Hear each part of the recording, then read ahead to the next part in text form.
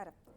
മലയാള സിനിമയുടെ കഥ പറച്ചിലിന് പുതിയ സ്റ്റൈൽ നൽകിയ മലയാളത്തിന്റെ സ്റ്റൈലിഷ് ഡയറക്ടർ മിസ്റ്റർ അമൽ നീരദാണ് ഇന്ന് മീറ്റ് ദി എഡിറ്റേഴ്സിൽ അതിഥിയായെത്തിയിരിക്കുന്നത്. CIA കോമ്രേഡ് ഇൻ അമേരിക്ക എന്ന ചിത്രത്തിന്റെ വിശേഷങ്ങളാണ് അദ്ദേഹം നമ്മോട് പങ്കുവയ്ക്കുന്നത്. നമസ്കാരം. സ്വാഗതം ഷോയിലേക്ക്. നമസ്കാരം. ബിഗ് ബി മുതൽ ഇയോബിന്റെ പുസ്തകം വരെയുള്ള താങ്കളുടെ സിനിമകൾ എടുത്താൽ ആ സിനിമകളുടെ കഥ പറഞ്ഞിരിക്കുന്ന ഒരു രീതിയുണ്ട്. ഈ പറഞ്ഞ പോലെ തന്നെ സ്റ്റൈൽ ഓവർ സബ്സ്റ്റൻസ് എന്നൊരു വിമർശനം പോലും ഉയർന്നിട്ടുണ്ട്. സ്റ്റൈലിന് കൂടുതൽ പ്രാധാന്യം നൽകുന്നു എന്ന്. പക്ഷെ അതിൽ നിന്ന് വേറിട്ട ഒരു വഴിയിലാണ് CIA. സ്വന്തം വഴിയിൽ നിന്ന് വ്യതിചലിക്കുകയാണ്.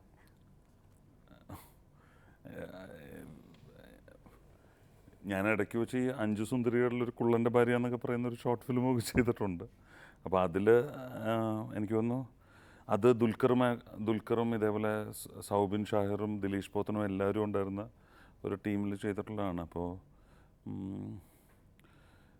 ചിലപ്പോൾ അങ്ങനെയാണെങ്കിൽ സന്തോഷം. ഈ CIA എന്ന് പറയുന്ന ഒരു സിനിമ എങ്ങനെയാണ് മനസ്സിൽ വരുന്നത്? എന്താണ് അതിലൂടെ പറയാൻ ആഗ്രഹിച്ചത്? CA വരുന്നത് ശരിക്കും ഷിബിൻ ഫ്രാൻസിസ് എന്ന് പറഞ്ഞ റൈറ്റർ. പുള്ളി 10 വർഷമായിട്ട് അമേരിക്കയിൽ താമസിക്കുന്ന ആളാണ്. അപ്പോൾ അദ്ദേഹം എൻ്റെ അടുത്തൊരു ഐഡിയ ബൗൺസ് ചെയ്യാനായിട്ട് വന്നതാണ്. അത് ഈ സിനിമയുടെ ഐഡിയ ആയിരുന്നില്ല. അപ്പോൾ പുള്ളി വന്നത് മറ്റൊരു കഥയാണ് പുള്ളി പറഞ്ഞത്. അത് എനിക്ക് ശരിക്കും എനിക്കത് ചെയ്യാനായിട്ട് പറ്റുമോ, അല്ലെങ്കിൽ എനിക്കത് അത്ര താല്പര്യമുണ്ടായിരുന്നില്ല ആ സിനിമ ചെയ്യാനായിട്ട്. അപ്പോൾ പുള്ളി വെറുതെ ആദ്യം ഒരു പത്ര ന്യൂസാണ് പറഞ്ഞത്. ഇങ്ങനൊരു പുള്ളി അമേരിക്കയെ വെച്ച് വായിച്ചൊരു പത്ര ന്യൂസിൽ 10-20ഓളം ബോർഡർ പാട്രോൾ അറസ്റ്റ് ചെയ്തപ്പോൾ അതിലൊരു 5-6 പേര് ഏഷ്യൻസ് ആയിരുന്നെന്നും, അതായത് അവിടെ നിന്ന് ഇങ്ങോട്ടേക്ക് കണക്ട് ചെയ്യായിരുന്നു. അവിടെ ഒരു മഹാരാജാസിന്റെ കഥ പറഞ്ഞ് അങ്ങോട്ടേക്ക് പോയതല്ല. അവിടെ നിന്ന് ഇങ്ങോട്ട് കണക്ട് ചെയ്യുന്നതായിരുന്നു. അതേപോലെ നമ്മൾ ഒരു മഹാരാജാസ് അല്ല, ഇത് CMS കോളേജും കോട്ടയവുമാണ്. അവിടെ നിന്ന് ഇങ്ങോട്ട് കണക്ട് ചെയ്തതാണ്. അപ്പോൾ അത് കണക്ട് ചെയ്തപ്പോഴത്തേക്ക് ഒരു മലയോര കർഷക ഫാമിലി എന്നുള്ള ഒരു 2nd ജനറേഷനോ 3rd ജനറേഷനോ ഉള്ളത്. അപ്പോൾ എല്ലാ രീതിയിലും മൈഗ്രേഷൻ ഒരു കണ്ടിന്യൂസ് പ്രോസസ്സാണല്ലോ അത്. അപ്പോൾ അങ്ങനെയാണ് കണക്ട് ചെയ്തത്. മലയാളത്തെ സംബന്ധിച്ചിടത്തോളം മലയാള സിനിമയ്ക്ക് പ്രാപ്യമല്ലാത്തൊരു ലൊക്കേഷനാണ്, അല്ലെങ്കിൽ നമുക്ക് ചിന്തിക്കാൻ പോലും കഴിയാത്ത തരത്തിലൊരു ലൊക്കേഷനായിരുന്നു. വിസ പ്രശ്നങ്ങൾ മൂലം സിനിമ കുറേ നീണ്ടുപോവുകയും ചെയ്തു. ഇതിനു മുമ്പേ റിലീസ് വരാനിരുന്നതാണ്. അപ്പോൾ ഞാൻ കേട്ടു വിസ പ്രശ്നങ്ങൾ ഇനിയും നീണ്ടുപോവുകയാണെങ്കിൽ സിനിമ തന്നെ ഉപേക്ഷിക്കേണ്ട ഒരു അവസ്ഥയിൽ എത്തിയിട്ടുണ്ട്. എനിക്ക് ഉപേക്ഷിക്കാൻ പറ്റാവുന്ന ഒരു അവസ്ഥയിലല്ലായിരുന്നു ഞാൻ. എൻ്റെ എക്സൈറ്റ്മെൻറ്റ് കാരണം ഫസ്റ്റ് ഹാഫ് ഷൂട്ട് ചെയ്യുകയും ചെയ്തു. അതിനുശേഷം വിസ എന്തായാലും കിട്ടുമെന്നുള്ളായിരുന്നു ഒരു പ്രതീക്ഷ. അപ്പോൾ അങ്ങനെ ഉപേക്ഷിക്കാവുന്ന അവസ്ഥയിലായിരുന്നു. ഇങ്ങനെ കിട്ടിയില്ലായിരുന്നെങ്കിൽ ഞാൻ മെക്സിക്കോയിലും കാനഡയിലും ഒക്കെ ആയിട്ട് സിനിമ ഫിനിഷ് ചെയ്യുമായിരുന്നു. ഈ സിനിമയുടെ ത്രെഡിൽ താങ്കളെ ആവേശഭരിതനാക്കിയത് എന്താണ്? ഇതിൽ സമ്പൂർണ്ണമായ ഒരു രാഷ്ട്രീയമുണ്ടല്ലോ. കേരളത്തിൽ നിന്ന് തുടങ്ങി കുടിയേറ്റം, അഭയാർത്ഥി തുടങ്ങിയ കാര്യങ്ങളൊക്കെ അതിൽ അണ്ടർലൈനിങ് ആയ ഒരു പൊളിറ്റിക്സ് ഉണ്ട്. എന്ത് പൊളിറ്റിക്സാണ് താങ്കൾ മുന്നോട്ട് വെക്കാൻ ഉദ്ദേശിച്ചത്? സിനിമ വെക്കുന്ന പൊളിറ്റിക്സ് തന്നെയാണ്. കാര്യം എന്ന് വെച്ച് കഴിഞ്ഞാൽ സിനിമ തീരുന്നത് ലോകത്തിൻ്റെ അഭയാർത്ഥികൾക്കെന്ന് പറഞ്ഞുകൊണ്ടാണ്. അത് നമ്മൾ ഒരു സ്ഥലത്ത് താമസിക്കുമ്പോൾ തന്നെ അങ്ങനെ അഭയാർത്ഥിത്വം ഉണ്ടാകുന്നതാണ്. അപ്പോൾ അത് തന്നെയാണ് മുന്നോട്ട് വെക്കാനോ, അല്ലെങ്കിൽ ഞാൻ എക്സൈറ്റഡ് ആയിട്ടുള്ള സിനിമയെക്കുറിച്ചുള്ള ഐഡിയയും രാഷ്ട്രീയവും ഒക്കെ അത് തന്നെയായിരുന്നു. അല്ല, അങ്ങനെ വളരെ കോൺഷ്യസ് ആയി ഒരു പൊളിറ്റിക്കൽ സിനിമ ചെയ്യുകയാണ് എന്ന അർത്ഥത്തിൽ തന്നെ ചെയ്തതാണ്? അങ്ങനെ തന്നെ ചെയ്തതാണ്. അതിനൊരു ഫിക്ഷണൽ സൈഡുണ്ട്. അതിൻ്റെ ലവ് സ്റ്റോറി അതിൻ്റെ ഫിക്ഷണൽ സൈഡാണ്. അല്ലെങ്കിൽ അതിൻ്റെ തുടക്കം പറഞ്ഞിട്ടുള്ള പല കാര്യങ്ങളും അതിൻ്റെ ഫിക്ഷണൽ സൈഡാണ്. കാര്യം നമ്മുടെ ഓഡിയൻ ഒരു രീതിയിലും കണക്ട് ചെയ്യുന്നൊരു സംഭവമല്ലത്. അപ്പോൾ അതുകൊണ്ട് തന്നെ അതൊരു വളരെ ഡ്രൈ ആയിട്ടുള്ളൊരു ഡോക്യുമെൻ്ററി ആയി മാറുകയും ചെയ്യരുത്. അപ്പോൾ അതിനുവേണ്ടിയാണ് അതിനകത്തുള്ള എല്ലാ ഫിക്ഷനും എല്ലാ കാര്യങ്ങളും അങ്ങനെ പറഞ്ഞിരിക്കുന്നത്. ഒരു കമേഴ്ഷ്യൽ സിനിമയുടെ ബാക്ക്ഡ്രോപ്പിൽ നിന്നുകൊണ്ട് തന്നെയാണ്. കാര്യം ഇതൊരു വളരെ ഡ്രൈ ഒരു റിയൽ ഡോക്യുമെൻ്ററി ആയിട്ടോ അല്ലെങ്കിൽ അങ്ങനത്തെ ഒരു സിനിമ ചെയ്യുവാണെങ്കിൽ ഇത് എത്ര പേരിലോട്ട് എത്തുമെന്നുള്ളതിൽ തന്നെ. സിനിമയിൽ, പ്രത്യേകിച്ച് മലയാള സിനിമയിൽ ഇടതുപക്ഷം ഒരു പ്രതിനായക റോളാണ് എല്ലാ കാലഘട്ടത്തിലും വഹിച്ചിരുന്നതെന്നാണ് എൻ്റെ ഒരു ചില സിനിമകൾ ഉണ്ടാവുമായിരിക്കും. അപ്പോൾ ആ നിലയിലുണ്ടായിരുന്ന ഒരു സഖാവ് റോളിന് ഇപ്പോൾ എങ്ങനെയാണ് നിങ്ങൾ ചിലരിലൂടെ കൂടെ നായകസ്ഥാനം ലഭിക്കുന്നത്? അതെന്ന് വെച്ച് കഴിഞ്ഞാൽ ഇപ്പം നേരത്തെ അതേപോലെ തന്നെ ഉള്ള ഒരു വലിയ കോമഡിയാണ് പോളണ്ടിനെ കുറിച്ച് സംസാരിക്കരുതെന്നുള്ളത്. അപ്പോൾ അത് കോമഡി എന്നുള്ള രീതിയിൽ എൻ്റെ സെൻസ് ഓഫ് ഹ്യൂമർ ഗംഭീരമാണ്. പക്ഷേ എനിക്ക് ഇപ്പോൾ കേരളത്തിനെ കുറിച്ച് നമുക്ക് തന്നെ ഉള്ള കുറേ ആശങ്കകളും പ്രശ്നങ്ങളും ഒക്കെ നമുക്ക് എല്ലാവർക്കും അറിയുക തന്നെ. കേരളത്തിൻ്റെ ഏറ്റവും നല്ല കാര്യമായിട്ട് എനിക്ക് തോന്നിയിട്ടുള്ളത് കേരളത്തിലെ കടത്തിണ്ണയിലും ബാർബർ ഷോപ്പിലും ഒക്കെ ഇരുന്ന ആൾക്കാർ ചർച്ച ചെയ്യുന്നത് ഇൻ്റർനാഷണൽ പൊളിറ്റിക്സിനെ കുറിച്ചാണ്. സിറിയയെക്കുറിച്ചും അല്ലെങ്കിൽ അവൻ ലോകത്തിനെ കുറിച്ച് അത്രയ്ക്ക് അങ്ങനെ ഡിസ്കസ് ചെയ്യുന്നൊരു ചരിത്രവും റിയാലിറ്റിയും നമുക്കുണ്ട്. അപ്പോൾ അതിൽ നിന്നാണ് അവൻ ഇതൊരിക്കലും ഒരു അമേരിക്കയിൽ ഒരാൾക്ക് ഒരു കാരണവശാലും അവൻ ഇന്ത്യ എന്താണെന്നോ അല്ലെങ്കിൽ അവിടെ കേരളം എന്താണെന്നോ അല്ലെങ്കിൽ മറ്റൊരു സ്ഥലത്തിനെക്കുറിച്ചോ അവർക്ക് അമേരിക്കയിലോ യൂറോപ്പിലോ ഒന്നും ഒരാൾക്ക് ഒരു ധാരണയും ഇതേപോലെ ഒരു ജനറൽ പബ്ലിക്കിന് അങ്ങനെ ഒരു ധാരണ ഉണ്ടാവില്ല.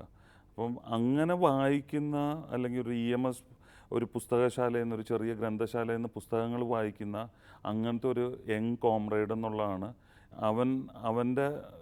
അവൻ വായിച്ചിട്ടുള്ള അവൻ്റെ വായനാശീലത്തിൽ നിന്ന് അവൻ നടത്തുന്ന ഒരു ട്രാവലാണ് എന്നെ ഏറ്റവും അധികം എക്സൈറ്റ് ചെയ്ത കാര്യം ഈ സിനിമയിലോട്ട് എത്താനായിട്ട്. അവന് ചേയുടെ ഹിസ്റ്ററി എന്താണെന്നറിയാം. അർജൻറ്റീനയിൽ ജനിച്ച്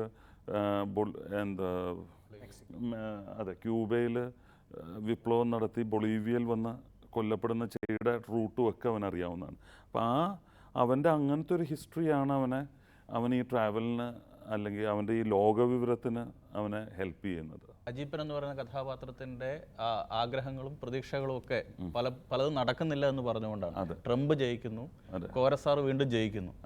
പക്ഷേ ഈ സിനിമ റിലീസാകുമ്പോഴേക്ക് കോരസാറിൻ്റെ പാർട്ടിയെ അജീപ്പൻ്റെ പാർട്ടി പിന്തുണച്ച് ജില്ലാ പഞ്ചായത്ത് പ്രസിഡന്റ് തെരഞ്ഞെടുപ്പിൽ വിജയിക്കുന്ന ഘട്ടത്തിൽ അത് 2 ദിവസം കഴിഞ്ഞാണ് ഈ സിനിമ റിലീസാകുന്നത്. ഈ സന്ദർഭങ്ങളെ പുതിയ സാഹചര്യമായിട്ട് എങ്ങനെ നോക്കിക്കാണും? അജിപ്പൻ എന്ന കഥാപാത്രം അങ്ങനെ ഒരു അയാളുടെ ശരികളുമായിട്ട് നിൽക്കുന്ന ഒരു കഥാപാത്രമായിട്ടാണ് കാണാൻ എനിക്ക് താല്പര്യം. അയാൾ അങ്ങനെ തന്നെയാണ് എല്ലാ കാര്യത്തിലും നിന്നിട്ടുള്ളത്. അയാൾ ഇപ്പം പല രീതിയിലുള്ള അങ്ങനെ ഒരു ഔദ്യോഗികമായിട്ട് പാർട്ടി പറയുന്ന പല തെറ്റുകളും ചെയ്യുന്ന ആളുമാണ് അജിപ്പൻ്റെ അപ്പനുമായിട്ട് മദ്യപിക്കുന്ന ആളാണ്. അപ്പോൾ അങ്ങനെയൊക്കെയുള്ള അപ്പോൾ അജിപ്പൻ്റെ ശരികളുമായിട്ടായിരിക്കും നിൽക്കാൻ സാധ്യത. അജിപ്പിന്റെ ക്യാരക്ടറും അതാണ്. ഇപ്പോൾ ഘോരഘോരം പ്രസംഗിക്കുന്ന വാചക കസർത്ത് നടത്തുന്ന ഒരു സഖാവൊന്നുമല്ല. വളരെ നിസ്സാര കാര്യങ്ങൾ, ആരെങ്കിലും ഒന്ന് സഹായിക്കുക, ആർക്കെങ്കിലും വേണ്ടി എന്തെങ്കിലും ചെയ്യുക, അങ്ങനെ ജീവിക്കുന്ന ഒരു ക്യാരക്ടർ. ഇത്തരത്തിൽ ആദർശ ശുദ്ധിയുള്ള യുവാക്കളെ ഇപ്പോൾ കാണാൻ അല്ലെങ്കിൽ സഖാക്കന്മാരെ ഇപ്പോൾ കാണാൻ കിട്ടുമോ? അല്ലെങ്കിൽ ഇങ്ങനെയുള്ള ആളുകൾ വേണമെന്നൊരു പ്രതീക്ഷ കൂടി ചിത്രം പങ്കുവയ്ക്കുന്നു. എനിക്ക് തോന്നുന്നു അങ്ങനത്തെ ഇഷ്ടംപോലെ കുട്ടികളുണ്ടെന്നാണ് തോന്നുന്നത്. കാര്യം ഇഷ്ടംപോലെ വളരെ യങ്ങായിട്ടുള്ള കാര്യം ശരിക്കും എനിക്കറിയില്ല. പലപ്പോഴും ഇപ്പോൾ സോഷ്യൽ മീഡിയയിലും പല സ്ഥലത്തുമൊക്കെ അല്ലെങ്കിൽ ഞാൻ ഇപ്പോൾ മാഗസിൻ അവാർഡ് കമ്മിറ്റിയിലൊക്കെ പങ്കെടുത്തപ്പോൾ അതിനകത്തൊക്കെ എഴുതുന്ന ആൺകുട്ടികളും പെൺകുട്ടികളും ഇപ്പോൾ എൻ്റെയൊക്കെ ഒരു 10-15 വർഷം മുമ്പ് അത്ര ക്ലാരിറ്റിയോടെ ഞങ്ങളാരും എഴുതിയിട്ടുണ്ടായിരുന്നെന്ന് എനിക്ക് തോന്നുന്നില്ല. അപ്പോൾ അങ്ങനത്തെ ഇഷ്ടം പോലെ യുവാക്കളും യുവതികളും ഇപ്പോൾ ഉണ്ട് എന്ന് ഞാൻ തീർച്ചയായിട്ടും. പ്രണയത്തിൽ നടക്കുന്ന വിശ്വാസവഞ്ചനകളോളം വിശ്വാസവഞ്ചന രാഷ്ട്രീയത്തിൽ നടക്കുന്നില്ല എന്നാണോ ഇപ്പോഴത്തെ ഈ വാട്സാപ്പ് കാലത്ത് പ്രണയത്തിൽ മറ്റും നടക്കുന്ന വിശ്വാസവഞ്ചനകൾ? ഈ സിനിമയുടെ അവസാനം അദ്ദേഹം പറയുന്നത് തന്നെ അങ്ങനെയാണല്ലോ, ഒട്ടും പണമില്ലാത്ത സാധാരണക്കാരായ ചെറുപ്പക്കാർ അവർ വഞ്ചിക്കില്ല, ഇട്ടേച്ച് പോവില്ല എന്ന് പറയുന്നത്. അല്ല, അങ്ങനെയല്ല. അത് ഇപ്പോൾ വാട്സപ്പിൻ്റെ കാലത്തൊന്നുമല്ല, പ്രണയത്തിൽ വഞ്ചന എല്ലാ കാലത്തും ഉണ്ടല്ലോ, മനുഷ്യനൊക്കെ അറിയാവുന്നതല്ല. ഇതിൽ അവതരിപ്പിക്കുന്ന ഒരു അച്ഛൻ കഥാപാത്രമാണ് അതിനകത്ത് നായകനേക്കാൾ ഒരുപക്ഷെ ആളുകൾക്ക് ഇഷ്ടപ്പെട്ടത്. കമ്മ്യൂണിസ്റ്റുകാരൻ്റെ അച്ഛനായ കേരള കോൺഗ്രസ്സുകാരൻ എന്ന സിദ്ദിഖ് അവതരിപ്പിച്ച കഥാപാത്രം ഒരു പിടി നല്ല ഡയലോഗുകൾ പറഞ്ഞുകൊണ്ട് തിയേറ്ററിൽ വലിയ കയ്യടിയാണ് നേടുന്നത്. ആ കഥാപാത്രത്തിൻ്റെ സൃഷ്ടി എങ്ങനെയായിരുന്നു? അല്ല, ആ കഥാപാത്രത്തിൻ്റെ സൃഷ്ടി ഈ പറയുന്ന ഷിബിൻ ഫ്രാൻസിസ് എന്ന് പറഞ്ഞ റൈറ്ററിൻ്റെ സൃഷ്ടി തന്നെയാണ്. പിന്നെ അങ്ങനൊരു അത് പലയിടത്തും അങ്ങനത്തെ കോൺട്രഡിക്ഷൻസും അങ്ങനെ ഉള്ള ഇഷ്ടംപോലെ. ഇപ്പം എൻ്റെ അച്ഛനും എൻ്റെ അപ്പൂപ്പനും അങ്ങനെ 2 ഇതിലുണ്ടായിരുന്ന ആൾക്കാരാണ്. 2 പൊളിറ്റിക്കൽ ഐഡിയോളജി ഉണ്ടായിരുന്ന ആൾക്കാരാണ്. അപ്പോൾ അവർ പക്ഷെ അതല്ലാതെ ഉള്ള സമയങ്ങളിൽ ചിലപ്പോൾ അവരങ്ങനെ ഒന്നിച്ച് സ്നേഹത്തോടെ നിൽക്കുന്ന ആൾക്കാരുമാണ്. അപ്പോൾ അത് അങ്ങനെയാണ് അതിൻ്റെ ഒരു. എന്തിനാണ് സ്റ്റാലിൻ ഇറങ്ങിപ്പോകുന്നത്? സ്റ്റാലിന് ഇവരുമായിട്ട് ഉടക്കിയിട്ടാണ് ഇറങ്ങിപ്പോകുന്നത്. സ്റ്റാലിന് അവിടെ ആവശ്യമില്ലാണ്ടുണ്ടായിരുന്നു. സ്റ്റാലിൻ അവിടെ കൃത്യമായ ഉപദേശം നൽകാൻ യോഗ്യനല്ലാത്ത ഒരാളാണോ? അങ്ങനെ സ്റ്റാലിൻ എന്തായാലും അങ്ങനെ ഒരു എന്തായാലും നമുക്കൊരു സ്റ്റാലിനൊരു ലവ് സ്റ്റോറിയുമായിട്ട് ഉപദേശങ്ങൾ നൽകാനായിട്ട് ഇതില്ലാത്ത ഒരാളാണ്. അതേസമയം ഒരു ലവ് സ്റ്റോറിയുമായിട്ട് അഭിപ്രായം പറയാൻ ഏറ്റവും ലവ് സ്റ്റോറിയും ട്രാവലും വിപ്ലവവും എല്ലാ അഭിപ്രായം പറയാനായിട്ട് പറ്റിയ പാർട്ടിയാണ് അവിടെ. നമ്മുടെ കമ്മ്യൂണിസ്റ്റ് ആചാര്യന്മാരെ കാണുന്നതിന് മുമ്പ്, ഇപ്പോൾ ഡോറ് തുറക്കുന്നതിന് മുമ്പ് അവരുടെ ഫോട്ടോഗ്രാഫ്സിൽ ആരുമില്ല. ഈ ബ്ലാക്ക് ഇതിലുള്ള ഫോട്ടോഗ്രാഫ്സിൻ്റെ ഒരു സ്ഥാനത്ത് നിന്നാണ് ഡോറ് തുറന്നകത്തോട്ട് വരുന്നത്. അത് സത്യം പറഞ്ഞു കഴിഞ്ഞാൽ ഇതിൻ്റെ ലിറിസിസ്റ്റ് ആയിട്ടുള്ള അല്ലെങ്കിൽ ഗാനരചയിതാവായിട്ടുള്ള റഫീഖ് അഹമ്മദ് പറഞ്ഞ ഐഡിയ ആണ്. സജഷൻ ഷോട്ടുകളുണ്ടല്ലോ, ഓവർ ദ ഷോൾഡർ ഷോട്ടുകളുണ്ട്. ശരിക്കും ഇവരൊന്നും തമ്മിൽ സജഷൻ ഷോട്ടുകളില്ല അതിനകത്ത്, ആ സീനുകളിൽ. എന്താ ഒറ്റയ്ക്കുള്ള ഷോട്ടുകളേ ഉള്ളൂ. അപ്പോൾ ഇയാളുടെ സജഷനിൽ അയാൾ ഇരിക്കുന്നതായിട്ടുള്ള ഷോട്ടുകൾ വെച്ചിട്ടില്ല. അതുമാത്രം അങ്ങനെ ഒരു വളരെ ലൈറ്റായിട്ടുള്ള ഒരു കാര്യം ഇവരൊരു റിയാലിറ്റി അല്ലാത്തത് കൊണ്ട് തന്നെ അങ്ങനെ അതൊരു പറയേണ്ട കാര്യമൊന്നുമല്ല. പക്ഷെ അങ്ങനെയാണത്. ഒരു മരിക്കാൻ വേണ്ടി പോകുമ്പോൾ ഇന്നയാളെ കമ്മിറ്റിയിൽ എടുക്കരുത് എന്ന് ചെറുപ്പക്കാരനായ സഖാവിനോട് പറയുന്നു.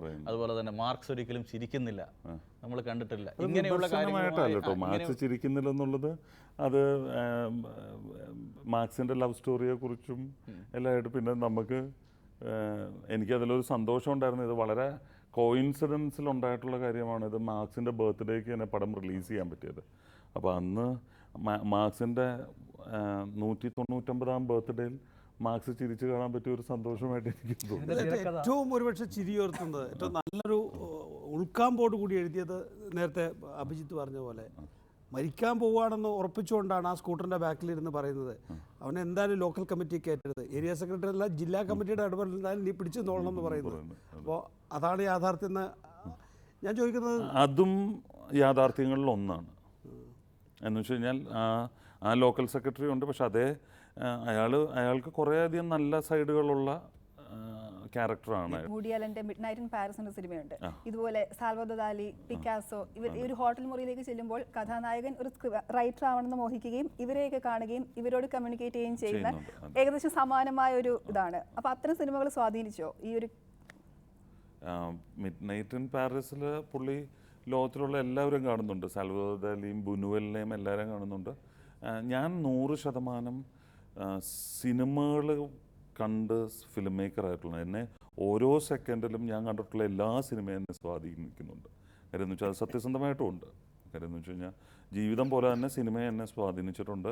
അതിലും കൂടുതൽ വേണമെങ്കിൽ ഞാൻ മുന്നാബായ് മീറ്റ്സ് ഗാന്ധി ചിലപ്പം നമ്മൾ ഈ സിനിമ ചെയ്യുമ്പോഴത്തേക്ക് ഓർത്തിട്ടുണ്ട്. അവളുടെ ഒരു രാഷ്ട്രീയ പശ്ചാത്തലം, SFIയുടെ മഹാരാജാസ് ചെയർമാനായിരുന്നു, ഒരു ഹാർഡ് കോർ പാർട്ടിക്കാരനാണ്.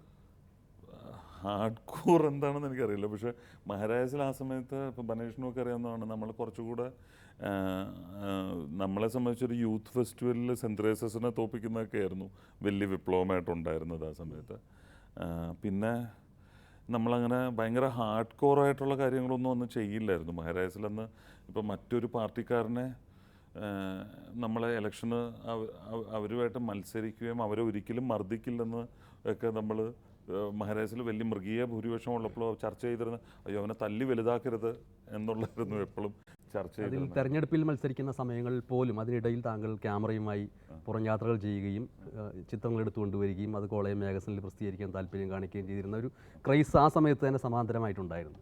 ക്യാമറയുമായിട്ടുള്ള അന്നത്തെ ഒരു പ്രണയം അങ്ങനെയായിരുന്നു. സ്റ്റിൽ ഫോട്ടോഗ്രാഫി ആയിരുന്നു ചെയ്തിരുന്നത്. അത് സ്റ്റിൽ ഫോട്ടോഗ്രാഫി ചെയ്യാനായിട്ട് ഞാൻ കല്യാണങ്ങളൊക്കെ ഇഷ്ടംപോലെ എടുത്തിട്ടുണ്ട്. സുഹൃത്തുക്കളുടെയും അങ്ങനെ ഇങ്ങനെ ഉള്ള കല്യാണങ്ങൾ എടുത്തിട്ടുണ്ട്. ഈ അന്ന് സ്റ്റിൽ ക്യാമറ കിട്ടുന്നത് ശരിക്കും ഈ റഷ്യൻ ടൂറിസ്റ്റുകളൊക്കെ ഫോർട്ട് കൊച്ചിയിലൊക്കെ വന്നിട്ട് പോകുമ്പോൾ സെനിത്ത് എന്ന് പറഞ്ഞൊരു ക്യാമറ ഉണ്ട്. അതൊരു 1000-1500 രൂപയ്ക്കൊക്കെ വിറ്റിട്ട് പോകും. പഴയ USSR മെയ്ഡ് സെനിത്ത് ക്യാമറയാണ് അത്. ഫോക്കസ് ഒക്കെ ചെയ്യാൻ ഭയങ്കര ബുദ്ധിമുട്ടാണ്, പക്ഷേ ഉഗ്രൻ ക്യാമറയായിരുന്നു. അപ്പം അങ്ങനെ സെനിത്തൊക്കെ വെച്ചിട്ട് ഒരു 5-6 കുറേയധികം വർഷങ്ങളിൽ ഞാൻ സ്റ്റിൽ ഫോട്ടോഗ്രാഫറായിട്ടൊരു ജീവിതം ഉണ്ടായിരുന്നു. ഇന്നിപ്പോൾ നിങ്ങൾ വലിയ വിപ്ലവത്തിൻ്റെ ഈറ്റില്ലമാണെന്ന് പറയുന്ന മഹാരാജാസ് കോളേജ് ആ നിലയിലാണല്ലോ സിനിമയിൽ ചിത്രീകരിക്കുന്നത്.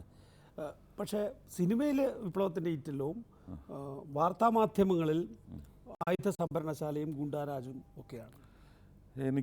ഞാനത് വിശ്വസിക്കുന്നില്ല. കാര്യം എന്ന് വെച്ച് കഴിഞ്ഞാൽ മഹാരാജാസിൻ്റെ സത്യസന്ധമായിട്ടുള്ള അവസ്ഥ അതിനെക്കുറിച്ച് സംസാരിക്കാതെയാണ് മറ്റു കുറേയധികം കാര്യങ്ങൾ സംസാരിക്കുന്നത്. അവിടെ ഈ പറയുന്ന അവിടെ ഒരു പെൺകുട്ടിക്ക് പോകാനായിട്ടുള്ള ഒരു ബാത്റൂം മഹാരാജാസ് കോളേജിനകത്തില്ല. അതിനെക്കുറിച്ച് ഒരാൾ സംസാരിക്കില്ല. അവിടെ ഒരു ലേഡീസ് ഹോസ്റ്റലും മെൻസ് ഹോസ്റ്റലും അവിടെ അതിൻ്റെ അവസ്ഥ, അവിടെ ഒരു കുട്ടിക്ക് താമസിക്കാൻ പോലും പറ്റുന്ന അവസ്ഥയില്ല. ബനേഷൊക്കെ താമസിക്കുന്ന സമയത്ത്, നമ്മൾ താമസിക്കുന്ന സമയത്ത് പോലും അതൊരു അഭയാർത്ഥി ക്യാമ്പിലും മോശമായിരുന്നു. ഇപ്പോൾ അവിടെ അങ്ങോട്ട് കയറാൻ പോലും പറ്റില്ല, ആ രീതിയിലാണ് ക്ലോസ് ചെയ്തിരിക്കുന്നത്. അവിടുത്തെ ഈച്ച് ആൻഡ് എവറിത്തിങ്, അവിടുത്തെ ഗാലറി, ക്ലാസ് റൂമുകൾ, അവിടുത്തെ അടിക്കുന്ന മണി തുടങ്ങിയ എല്ലാ കാര്യങ്ങളും ഈ വർഷങ്ങളുടെ ഇതിനകത്ത് അവിടുന്ന് മോഷ്ടിക്കപ്പെട്ടിട്ടുണ്ട് ആ ക്യാമ്പസിനകത്തുനിന്ന്. ആ ക്യാമ്പസിനകത്ത് ഉള്ള കൊതുകടി കൊണ്ടുകൊണ്ടാണ് അവിടെ ക്ലാസ്സിൽ കുട്ടികളിരിക്കുന്നത്. അങ്ങനെയുള്ള ഏറ്റവും ബേസിക് ആയിട്ട് ഒരു ക്യാമ്പസിന് വേണ്ട ഒരു സൗകര്യങ്ങളും ഇല്ലാത്തൊരു സത്യസന്ധമായിട്ടുള്ള അവസ്ഥ ആ ക്യാമ്പസിനുണ്ട്. അത് ചർച്ച ചെയ്യാതെയാണ് അവിടെ പഠിക്കുന്ന കുട്ടികളെക്കുറിച്ചും അവർ ഗുണ്ടകളാണെന്നും അവരെക്കുറിച്ചുള്ള മറ്റു കുറേയധികം കാര്യങ്ങൾ ഡിസ്കസ് ചെയ്തുകൊണ്ടിരിക്കുന്നത്. ഇതൊന്നും ചർച്ച ചെയ്യാനായിട്ട് ഒരു താല്പര്യമില്ലാത്ത സമൂഹം. മഹാരാജ് ക്യാമ്പസ് ശരിക്കും പണ്ട് സെൻറ്റ് ട്രീസാസ് കോളേജിൻ്റെ ഇപ്പുറത്ത് വന്നു ലോ കോളേജ് തുടങ്ങി എറണാകുളം ശിവക്ഷേത്രം വരെ മഹാരാജ് ക്യാമ്പസ് ആയിരുന്നു. അത് കഴിഞ്ഞ രാജാവ് പണിത ക്യാമ്പസ് കഴിഞ്ഞ 50 വർഷത്തിൻ്റെ ഇടയിൽ അത് കോടതിയായിട്ട്, കേരള വാട്ടർ അതോറിറ്റിയായിട്ട്, ഗവൺമെൻറ് ഹോസ്പിറ്റലായിട്ട്, ലോ കോളേജായിട്ട്, പോലീസിൻ്റെ ബിൽഡിംഗ് ആയിട്ട്, ഇതൊക്കെ ആയിട്ട് മഹാരാജ് ക്യാമ്പസിൻ്റെ സ്പേസ് എടുക്കുകയും എന്തിനിപ്പം മെട്രോയ്ക്ക് പോലും വലിയൊരു സ്പേസ് എടുക്കുകയും ആ മെട്രോയ്ക്ക് വേണ്ടി ആ സ്പേസ് എടുത്തപ്പോൾ പോലും ആ കോളേജ് ഹോസ്റ്റൽ ശരിയാക്കി കൊടുക്കാമെന്ന് കുട്ടികളോട് പറഞ്ഞ് തെറ്റിദ്ധരിപ്പിച്ചിട്ടാണ് ആ സ്പേസ് എടുത്തിരുന്നത്. ഇതൊന്നും ചെയ്യാതെ ആ ക്യാമ്പസിനെ എല്ലാ കാലത്തും ആ ക്യാമ്പസിൽ നിന്നുള്ള എല്ലാം എടുക്കുകയും അതിനും ഒരു ബേസിക് സൗകര്യങ്ങൾ പോലും കൊടുക്കാതെ അവിടുത്തെ കുട്ടികളെയും ആ ക്യാമ്പസിനെയും മറ്റ് പലതുമാക്കിക്കൊണ്ടിരിക്കുന്നതിലാണ് എനിക്ക് പേഴ്സണലി. 2 പ്രധാന സിനിമകൾ, ഒന്ന് സഖാവ് അലോഷി എന്ന കഥാപാത്രം, ഈ സിനിമയിൽ അജീപ്പൻ എന്ന കഥാപാത്രം. അതുമാത്രമല്ല ഈ സിനിമ കൈകാര്യം ചെയ്യുന്ന ഒരു രാഷ്ട്രീയം, അന്താരാഷ്ട്ര തലത്തിൽ ചിന്തിക്കുന്ന ചെറുപ്പക്കാരനെ കുറിച്ച്. ഇതൊക്കെ പ്രാപ്തമാക്കാൻ വേണ്ടി അമൽ നീരദിനെ പര്യാപ്തമാക്കിയത് പഴയൊരു മഹാരാജാസിലെ SFI-കാരൻ തന്നെയായിരുന്നു. ആണ്, തീർച്ചയായിട്ടും. പഴയൊരു മഹാരാജാസുകാരനാണ്, പഴയൊരു മഹാരാജാസിലെ SFI-കാരനുമാണ്, തീർച്ചയായിട്ടുമാണ്. എന്നെ സംബന്ധിച്ച് അത് ചോദ്യം എനിക്ക് ഭയങ്കര ഇൻട്രസ്റ്റിംഗ് ആണ്. കാര്യം എന്നെ സംബന്ധിച്ച് CAA ഇയോബിൻ്റെ പുസ്തകത്തിൻ്റെ കണ്ടിന്യൂവേഷൻ തന്നെയാണ്. ഇയോബിൻ്റെ പുസ്തകം അവസാനം പറഞ്ഞു വെക്കുന്നത് തന്നെയാണ് CAAയും പറയുന്നത്. ഇയോബിൻ്റെ പുസ്തകത്തിൻ്റെ അവസാനത്തെ ടൈലൻഡിൽ പറയുന്നത് അങ്ങനെ യാത്ര ചെയ്ത ചെറുപ്പക്കാർ ഈ നാടിൻ്റെ ഗതി മാറ്റും എന്ന് പറയുന്നതാണ്. അത് തന്നെയാണ് CAAയിലോട്ടും ഞാൻ കണ്ടിന്യൂസ് ആയിട്ട് പറയാൻ ശ്രമിക്കും. അവസാനം ഇറങ്ങിയ ഈ 2 ചിത്രങ്ങളാണ് താങ്കളുടെ തന്നെ ഈ ക്യാമ്പസ് രാഷ്ട്രീയത്തിൻ്റെ ഒക്കെ തുടർച്ച എന്ന് വേണമെങ്കിൽ വ്യാഖ്യാനിക്കാവുന്നത്. അതിന് മുൻപുള്ള ചിത്രങ്ങളിൽ എന്താണ് അങ്ങനെ ഒരു സമീപനം സ്വീകരിക്കാതിരുന്നത്? അതിന് മുമ്പ് എൻ്റെ ഈ പറയുന്ന ഞാൻ അതിനൊരു ചെറിയ സിനിമയായിട്ട് കാണുന്നതല്ല. എന്ന് വെച്ച് കഴിഞ്ഞാൽ എന്നെ സംബന്ധിച്ച് 5 സുന്ദരികളിലെ കുള്ളൻ്റെ ഭാര്യയും അത് തന്നെയാണ്.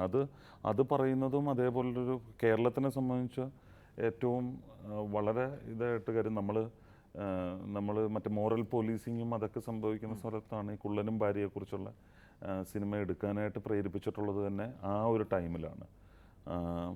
പിന്നെ എനിക്ക് എന്നെ സംബന്ധിച്ച് എൻ്റെ ആദ്യത്തെ സിനിമ തുടങ്ങി കാര്യം എനിക്ക് ബിലാൽ ജോൺ കുരിശിങ്കൽ എന്നോ അല്ലെങ്കിൽ മുരുകൻ ജോൺ കുരിശിങ്കൽ എന്നൊക്കെ പറയുന്ന അങ്ങനത്തെ ബ്രദേഴ്സും ഒക്കെയുള്ള അതെന്നെ സംബന്ധിച്ച് ഭയങ്കര ഇൻട്രസ്റ്റിംഗ് ആയിട്ട് തോന്നുന്നു. പിന്നെ അതിനകത്ത് മറ്റേ തന്തയ്ക്ക് പിറന്നവന്മാരുടെ സമയത്ത് അമ്മയ്ക്ക് പിറന്നവന്മാരായിട്ട് നായകന്മാർ വരുന്നെന്നുള്ളത് എന്നെ സംബന്ധിച്ച് എനിക്കൊരു ഇൻട്രസ്റ്റിംഗ് ആയിട്ടുള്ള ഞങ്ങൾ ആ സിനിമ ഡെഡിക്കേറ്റ് ചെയ്തിരിക്കുന്നത് ഞങ്ങളെ വളർത്തിയ ഞങ്ങളുടെ അമ്മമാർക്കെന്ന് പറഞ്ഞുകൊണ്ടാണ്. അപ്പോൾ എനിക്കതൊരു എന്നെ സംബന്ധിച്ച് ഞാൻ ആ സിനിമയിലും എൻ്റെ രാഷ്ട്രീയം പറയാനായിട്ട് ശ്രമിച്ചിട്ടുണ്ട്. പക്ഷേ ബിഗ് ബി കഴിഞ്ഞിട്ട് പലപ്പോഴും ഒരു പല ആവശ്യങ്ങളാലും ഇൻഡസ്ട്രിയുടെ സിറ്റുവേഷൻസിലോ ആവശ്യങ്ങളാലും എനിക്ക് പലപ്പോഴും എന്നെ തന്നെ റിപ്പീറ്റ് ചെയ്യേണ്ടി വന്നിട്ടുണ്ട്. അപ്പോൾ അത് എന്നെ തന്നെ റിപ്പീറ്റ് ചെയ്യേണ്ടി വരുന്നൊരു അവസ്ഥ ഉണ്ടാകരുതെന്നുള്ള രീതിയിൽ ഞാൻ സ്ട്രോങ് ആയിട്ട് അതിനെതിരെ വർക്ക് ചെയ്തിട്ടുമുണ്ട്. അതിന് ഇപ്പോൾ ഇൻഡസ്ട്രിയിൽ തന്നെ ബാച്ചിലർ പാർട്ടി വരുമ്പോഴേക്കും പിന്നെ അത് കൊമേഴ്ഷ്യലായും വൈബിൾ ആകുന്നില്ല എന്ന് കാണുമ്പോഴാണോ മാറ്റം? ബാച്ചിലർ പാർട്ടി പക്ഷേ അതിൻ്റെ ഒരു കമേഴ്സിനെ കുറിച്ച് പറയാനായിട്ടാണെങ്കിൽ ഇപ്പോൾ ബാച്ചിലർ പാർട്ടിയും 5 സുന്ദരികളും ഭയങ്കര 2 എക്സാമ്പിളാണ്. ബാച്ചിലർ പാർട്ടി ഇതേപോലെ എല്ലാ രീതിയിലും ക്രിട്ടിക്കൽ ഡിസ്ക്ലെയിം ഉണ്ടാവുകയും 5 സുന്ദരികൾ ഭയങ്കര ക്രിട്ടിക്കലി അക്ലെയിംഡ് ആവുകയും ചെയ്തിട്ടുള്ള സിനിമയാണ്. പക്ഷേ ബാച്ചിലർ പാർട്ടി കൊണ്ടാണ് ഞാൻ ആദ്യമായിട്ട് ബാച്ചിലർ പാർട്ടി കമേഴ്ഷ്യലി ഞാൻ എൻ്റെ പ്രൊഡ്യൂസറായിരുന്നു, എനിക്ക് കുറേ പൈസ കിട്ടിയ സിനിമയാണ്. ഞാൻ അതുകൊണ്ടാണ് എൻ്റെ അടുത്ത 5 സുന്ദരികളും അങ്ങനെയുള്ള സിനിമകളും ഒക്കെ ചെയ്തിട്ടുള്ളത്. അല്ല, അമലിൻ്റെ സിനിമയിൽ വന്നാൽ ഒരു മേക്ക് ഓവർ ആകുമെന്ന് വിശ്വസിക്കുന്ന ആളുകളാണ് മലയാളത്തിലെ നായക കഥാപാത്രങ്ങൾ ചെയ്യുന്ന നടന്മാർ. എന്നൊന്നും അവകാശപ്പെടാൻ എന്ന് എനിക്കങ്ങനെ തോന്നുന്നില്ല. പക്ഷേ ദുൽഖറിന് ആ നിലയിലുള്ള ഒരു മേക്ക് ഓവർ കൊടുക്കാൻ അമലിന് കഴിഞ്ഞിട്ടില്ലേ? ഈ സിനിമ കാണുന്ന ഒരു പ്രേക്ഷകന് ദുൽഖറിന് വേറൊരു രൂപം കൈവന്നിട്ടില്ലേ? അത് ദുൽഖർ ആ ക്യാരക്ടറുമായിട്ട് അത് അങ്ങനെ ചെയ്തിട്ടുള്ളത് കൊണ്ടാണ്. ദുൽഖറിന് വളരെ ഇൻട്രസ്റ്റിംഗ് ആയിട്ടുള്ള കാര്യം എന്ന് വെച്ച് കഴിഞ്ഞാൽ, ദുൽഖറിനെ നമ്മൾ സാധാരണ ഒരു NRI പയ്യനായിട്ടാണ് പല സിനിമകളിലും കാണുന്നത്. പക്ഷെ ദുൽഖർ ഈ ഒരു മധ്യ തിരുവിതാംകൂർ ഭാഷ പറഞ്ഞപ്പോഴത്തേക്ക് അതിൻ്റെ കോട്ടയവുമായിട്ട് ശരിക്കും ദുൽഖർ ഫസ്റ്റ് സീനൊക്കെ ചെയ്ത് കഴിഞ്ഞപ്പോഴത്തേക്ക് എന്നെ സംബന്ധിച്ച് അത് ഭയങ്കര റെവലേഷൻ ആയിരുന്നു. ദുൽഖർ അത്ര വളരെ ഈസി ആയിട്ടാണ് അത് ദുൽഖറിന് ഇതേപോലെ ദുൽഖർ കുറേ ചെന്നൈയിലൊക്കെ പഠിക്കുകയും വളരുകയൊക്കെ ചെയ്ത ആളാണ്. പക്ഷെ പുള്ളിക്ക് വളരെ കൃത്യമായിട്ട് കേരളവുമായിട്ടും പുള്ളി പഴയ ചെമ്പിൽ വെക്കേഷന് പോകുന്നതിനെക്കുറിച്ചും എല്ലാം ഓർമ്മയും നല്ല കൃത്യമായിട്ട് ഓർമ്മയും ഒക്കെ ഉള്ള ഒരാളാണ്. അപ്പോൾ അതുകൊണ്ട് തന്നെ ദുൽഖർ വളരെ ഈസി ആയിട്ടാണ് ആ മധ്യ തിരുവിതാംകൂർ ഭാഷ കൈകാര്യം ചെയ്യുകയൊക്കെ ചെയ്തിട്ടുള്ളത്. മറ്റൊരു കാര്യം കൂടി, ദുൽഖറിന്റെ കൈകളിൽ അജിപ്പൻ എന്ന ക്യാരക്ടർ ഭദ്രമാണ്, സംശയമില്ല. പക്ഷേ ദുൽഖറിലെ നടനേക്കാൾ ഉപരി ദുൽഖർ എന്ന താരത്തെ ഈ സിനിമയിൽ കൂടുതൽ യൂട്ടിലൈസ് ചെയ്തിട്ടുണ്ടെന്ന് പറഞ്ഞാൽ എനിക്ക് ഭയങ്കര ഇഷ്ടമാണ് താരത്തിനെ യൂട്ടിലൈസ് ചെയ്യാൻ. അപ്പോൾ എന്ന് വെച്ച് കഴിഞ്ഞാൽ എനിക്ക് ഒരേ സമയം തന്നെ ഇപ്പോൾ ഞാൻ ബിഗ് ബി ചെയ്യുമ്പോഴത്തേക്ക് എനിക്കൊരിക്കലും മമ്മൂട്ടി എന്ന് പറയുന്ന ഒരു കാരണവശാലും എനിക്ക് അദ്ദേഹത്തിനെ ആക്ടർ ഒരേ സമയം തന്നെ ഞാൻ അദ്ദേഹത്തിനെ സ്റ്റാറായിട്ട് കണ്ടിട്ടുള്ളതാണ് വർഷങ്ങളോളം. അപ്പോൾ അതേപോലെ തന്നെ എനിക്ക് ആ സ്റ്റാർഡം യൂട്ടിലൈസ് ചെയ്യാനാണ് കൂടുതൽ തോന്നാറുള്ളത്. അല്ലല്ല, എനിക്ക് എന്നെ സംബന്ധിച്ച് പേഴ്സണലി ഞാൻ മമ്മൂക്കയുമായിട്ട് വർക്ക് ചെയ്തിട്ടുള്ള ബിഗ് ബിയിൽ എനിക്ക് അദ്ദേഹത്തിൻ്റെ പെർഫോമൻസ് ഭയങ്കര ബ്രില്യൻ്റ് ആണെന്ന് തോന്നുന്ന ഒരാളാണ്. അത് ആ സമയത്ത് അത് ഇറങ്ങിയ സമയത്ത് കുറേ അധികം ആൾക്കാർ അദ്ദേഹം അഭിനയിച്ചില്ല, അദ്ദേഹം ഉറക്ക ഡയലോഗ് പറഞ്ഞില്ല, അങ്ങനെയൊക്കെ കുറേ പരാതികളുണ്ടായിരുന്നതാണ്. പക്ഷേ എനിക്കത് ഞാൻ അദ്ദേഹത്തിൻ്റെ അടുത്ത് ഐഡിയ പറഞ്ഞിട്ട് അദ്ദേഹത്തിൻ്റെ ടേക്കാണത്. അത് ഭയങ്കര ബ്രില്യൻ്റ് ആയിട്ടുള്ള ടേക്കായിരുന്നെന്ന് വിശ്വസിക്കുന്ന ഒരാളാണ് ഞാനത്. ഇതൊരു വിനയം, ഒരു നയമായിട്ട് എടുത്ത് പറയുന്നതാണോ? അതായത് മറ്റുള്ള നടന്മാരെ ഞാൻ പരുവപ്പെടുത്തിയെന്ന് അവർ വ്യാഖ്യാനിക്കേണ്ടതില്ല എന്ന് വിചാരിച്ചുകൊണ്ടൊരു വിനയം? ഞാൻ ആരെയും അങ്ങനെ പരുവപ്പെടുത്താനായിട്ടുള്ള കഴിവുള്ളൊരു സംവിധായകനല്ല സത്യമായിട്ടും. കാര്യം ഞാൻ അവരുമായിട്ട് കമ്മ്യൂണിക്കേറ്റ് ചെയ്യുകയും അവരിൽ നിന്ന് എനിക്കൊരിക്കലും അഭിനയിച്ച് കാണിച്ചു കൊടുക്കാനായിട്ട് അറിയാവുന്നൊരു സംവിധായകനല്ല. ഞാൻ അവരുമായിട്ട് കാര്യങ്ങൾ കമ്മ്യൂണിക്കേറ്റ് ചെയ്യുകയും അവരുടെ ഏറ്റവും ബെസ്റ്റ് അവരിൽ നിന്ന് കിട്ടാനായിട്ട് ശ്രമിക്കുകയും ചെയ്യുന്ന ഒരാളാണ്. ദുൽഖറിൻ്റെ ആക്ടിങ്ങിനെ കുറിച്ച് പറഞ്ഞു കേൾക്കുന്നത് മോഹൻലാലിൻ്റെ ആക്ടിങ്ങിനോട് ഏതൊക്കെയോ തലങ്ങളിൽ അതിൻ്റെ ഒരു ആഹ്ലാദിക്കൽ, അതിൻ്റെ ഒരു വലിയ പ്രകടനാത്മകത, അതെല്ലാം ഏതൊക്കെയോ രീതിയിൽ ദുൽഖറിൽ വരുന്നു. ചാർലിയിൽ ആ ഒരു ആഘോഷത്തിൻ്റെ സ്ട്രീംസും കാണാം. അതുകൊണ്ട് അങ്ങനെ വന്നു ചേർന്നതാണോ? എനിക്കറിയില്ല. എല്ലാ യങ് ആക്ടേഴ്സിലും അവർക്ക് എനിക്ക് തോന്നുന്നു മമ്മൂക്കയും ലാലേട്ടനെയും ഒഴിവാക്കിക്കൊണ്ട്, മമ്മൂട്ടിയും മോഹൻലാലിനെയും ഒഴിവാക്കിക്കൊണ്ട് അവരുടെ ഹിസ്റ്ററി ടോട്ടലി മറന്നുകൊണ്ട് ഒരു ദിവസം മലയാളത്തിൽ അഭിനയിക്കാനായിട്ടുമില്ല. അതുകൊണ്ട് ദുൽഖറിൽ കുറേ മമ്മൂക്കയുമുണ്ട്, വളരെ കൃത്യമായിട്ടുണ്ട് നമ്മൾ കാണുമ്പോഴത്തേക്ക്. അത് എനിക്ക് തോന്നുന്നു എല്ലാ ആക്ടേഴ്സിലും ഉള്ളതാണ്, ഈ രണ്ട് ആക്ടേഴ്സും. കാര്യം അവർ അത്രയ്ക്ക് വളരെ സ്ട്രോങ് ആയിട്ടുള്ള ഒരു സിഗ്നേച്ചറാണ് അവർ. അപ്പോൾ അതുകൊണ്ട് അതിനെ എനിക്ക് തോന്നുന്നു ഈ യങ് ആക്ടേഴ്സൊക്കെ അതിനെ മറികടക്കാനായിട്ട് ഒരു ടൈം പോലും എടുക്കുമായിരിക്കും. സാധാരണഗതിയിൽ നമ്മൾ ആലോചിക്കുക ഇവിടെ ഒരു സെറ്റിട്ട് ചെയ്യാം എന്നുള്ളതാണ്. അമേരിക്കൻ അതിർത്തിയിലേക്ക് വരെ എത്തിപ്പെടുന്ന വിധത്തിലുള്ള ഒരു ത്യാഗം അവിടെ ഉണ്ടാകുന്നു. അത് എന്ത് തോട്ട് പ്രോസസ്സാണ്? എനിക്ക് സത്യം പറഞ്ഞാൽ ആ തോട്ട് പ്രോസസ്സ് ഇത് തുടങ്ങിയപ്പോൾ എനിക്കൊരു ഭയങ്കര എനിക്ക് വലിയ ആങ്സൈറ്റിയും സിറ്റുവേഷനും ഒക്കെ ഉണ്ടായിരുന്നതാണ്. പക്ഷേ നമ്മൾ അങ്ങനെ പോകാമെന്ന് വിചാരിച്ച് അങ്ങനെ ട്രാവൽ ചെയ്ത് എത്തിയതാണ്. അത് വളരെ ഒരു ഗർല ഫിലിം മേക്കിങ്ങിൻ്റെ ഭാഗമായിട്ടാണ് അതൊക്കെ പലത് ഷൂട്ട് ചെയ്തിരിക്കുന്നത്. മതിലൊന്നും ഒരു കാരണവശാലും ഷൂട്ട് ചെയ്യാൻ പെർമിഷൻസ് ഉള്ളതല്ല. ഞങ്ങൾക്ക് ശരിക്കും പെർമിഷൻ ഉണ്ടായിരുന്ന അതിൻ്റെ താഴത്തുള്ള ക്യാബേജ് പാടത്തിൻ്റെ പെർമിഷനായിരുന്നു നമുക്കുണ്ടായിരുന്നത്. അതൊരു പ്രൈവറ്റ് പാർട്ടിയുടെ അല്ല, അമേരിക്കൻ ഗവൺമെൻറ്റിൻ്റെ സ്പേസിലാണ് ആ മതിൽ നിൽക്കുന്നത്. അപ്പോൾ അതിൻ്റെ താഴെയുള്ള ക്യാബേജ് പാടത്തിൻ്റെ ആയിരുന്നു നമുക്ക് പെർമിഷൻ ഉണ്ടായിരുന്നത്. അതിൽ നിന്ന് ഇടയ്ക്ക് ബോർഡർ പെട്രോൾ മാറുമ്പോൾ അവിടെയും കൂടെ കയറി. അതുകൊണ്ടാണോ യഥാർത്ഥത്തിൽ സിനിമയെ കാണിച്ച ആ ഷോട്ട് മാത്രമേ ഉള്ളൂ? നിങ്ങളുടെ ഡോക്യുമെൻ്ററിയിൽ പോലും അതിൻ്റെ ഒരു മുഴുവൻ ഷോട്ട് എടുക്കാൻ പറ്റില്ല ശരിക്കും. അത് ഒരു രീതിയിലും എടുക്കാൻ പാടില്ലാത്തതുമാണ്. ഇത് ഡൊണാൾഡ് ട്രംപ് അധികാരത്തിൽ വന്ന സമയത്ത് പത്രങ്ങളിൽ വന്ന വാർത്തകൾ, ഈ മെക്സിക്കൻ അതിർത്തി അടയ്ക്കുന്നു എന്നുള്ള വാർത്തകളൊക്കെ സാധാരണക്കാർ വായിക്കുമ്പോൾ ഒന്നും മനസ്സിലാവാത്തൊരു വാർത്തയാണ് സാധാരണക്കാരെ സംബന്ധിച്ചിട്ട്. അതിനെ ഏറ്റവും ലഘുവായി ഇതാണോ ഒരു അന്താരാഷ്ട്ര പ്രശ്നമെന്ന് അവസാന നിമിഷത്തിൽ എത്തിക്കാൻ കഴിയുന്നുണ്ട് ആ സിനിമയ്ക്ക്. അപ്പോൾ താങ്കളുടെ ഒരു ലോകം, ഈ വിശാലമായ ഒരു ലോകം എന്ന് പറയുന്നത് കേരളത്തിനപ്പുറത്താണോ? താങ്കൾ ബംഗാളിൽ കുറേ കാലം ഉണ്ടായിരുന്നു, ഫിലിം ഇൻസ്റ്റിറ്റ്യൂട്ട് അനുഭവങ്ങളുണ്ട്. താങ്കളുടെ ബോളിവുഡ് സിനിമകൾ അല്ലെങ്കിൽ ഇൻ്റർനാഷണൽ സിനിമകൾ അതിനെക്കുറിച്ച് സ്വപ്നം കാണുന്നുണ്ടോ?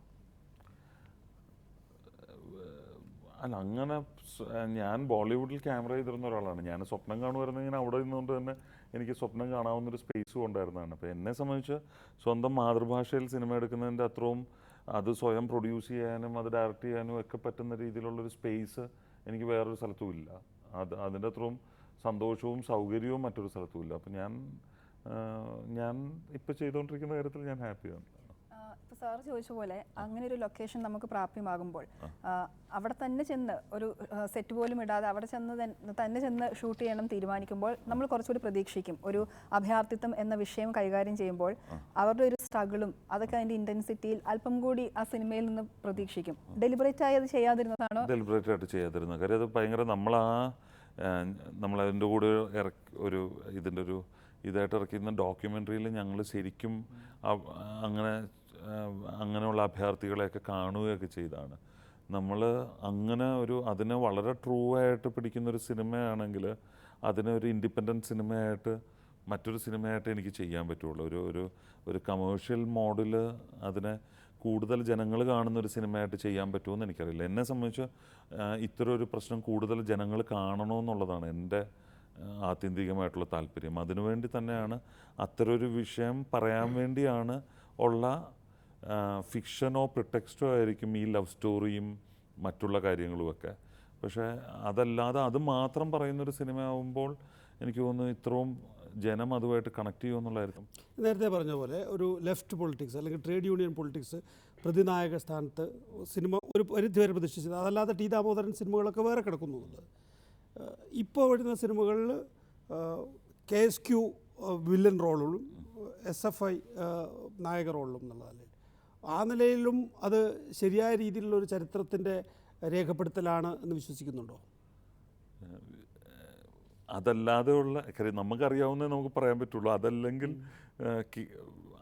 മറ്റു പല ഫിലിം മേക്കേഴ്സും അതല്ലാത്തുള്ള സിനിമകൾ അവർ പറയേണ്ടതാണ്. കാര്യം എന്ന് വെച്ച് കഴിഞ്ഞാൽ ഇത് എൻ്റെ അടുത്ത് കഴിഞ്ഞ ദിവസവും ചോദിച്ചാണ്. കാര്യം ഇത് മറ്റൊരു അവസ്ഥയിലൊരു ഇൻ്റർവ്യൂവിൽ എൻ്റെ അടുത്ത് ചോദിച്ചാണ് ഇതേപോലെ മറ്റ് സമരങ്ങളെക്കുറിച്ച് ഇവിടെ ഒരുപാട് സമരങ്ങളിലൂടെയും പോരാട്ടങ്ങളിലൂടെയും വളർന്ന സംഘടന തന്നെയാണ് KSU. അതെ, അതിൻ്റെ ആ സമരങ്ങളും ആ കാര്യങ്ങളും അതറിയാവുന്ന ഫിലിം മേക്കേഴ്സ് അത് ചെയ്യേണ്ടതാണ്. എനിക്കറിയാവുന്ന ബാക്ക്ഗ്രൗണ്ടിലും എനിക്ക് KSUവിൻ്റെ ഒരു ബാക്ക്ഗ്രൗണ്ടോ അല്ലെങ്കിൽ അതിൻ്റെ ഒരു ചരിത്രമോ എനിക്കതുമായിട്ട് എനിക്ക് അറിയാവുന്ന കാര്യങ്ങളല്ല.